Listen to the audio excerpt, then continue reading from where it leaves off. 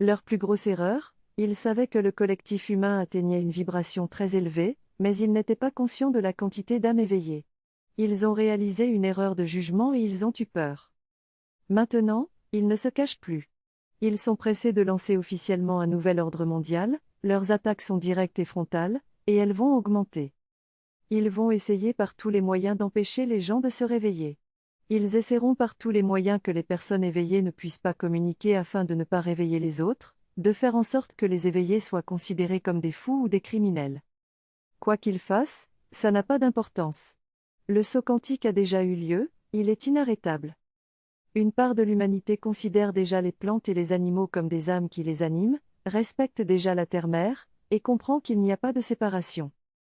Les âmes qui s'incarnent maintenant arrivent déjà en tant qu'enseignants, il ne s'agit plus d'expérimenter, ils ne s'incarnent que pour enseigner comment aimer.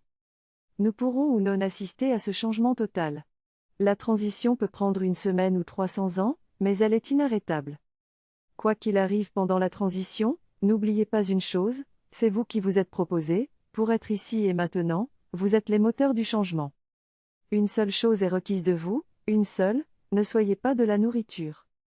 C'est la seule chose à laquelle vous devez prêter attention, ne soyez pas de la nourriture. L'être humain est l'un des générateurs les plus puissants qui soient, nous sommes des vortex. En fonction de la polarité vers laquelle vous vous alignez, vous créez des fréquences hautes ou basses. Ces entités sombres se nourrissent de basses fréquences, nous les nourrissons depuis des millénaires. L'éveil de l'humanité a fait basculer le vortex collectif vers les hautes fréquences, c'est pourquoi ils attaquent avec une telle férocité, ils sont affamés.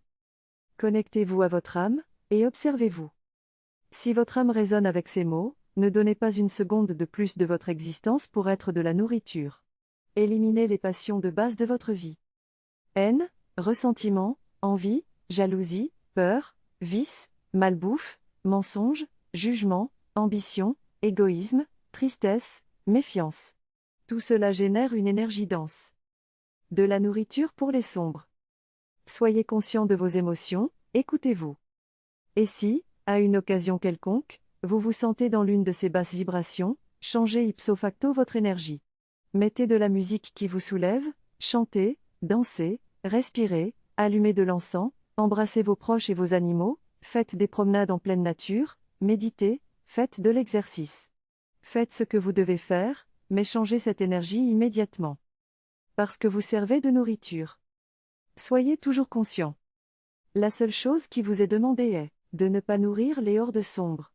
Nourrissez votre âme de tout ce qui vous aide à vous élever. Si vous vous habituez à vivre dans la fréquence de l'amour, votre réalité se transformera à votre volonté sans effort. Vous êtes un être puissant, vous êtes inarrêtable. Ne craignez rien.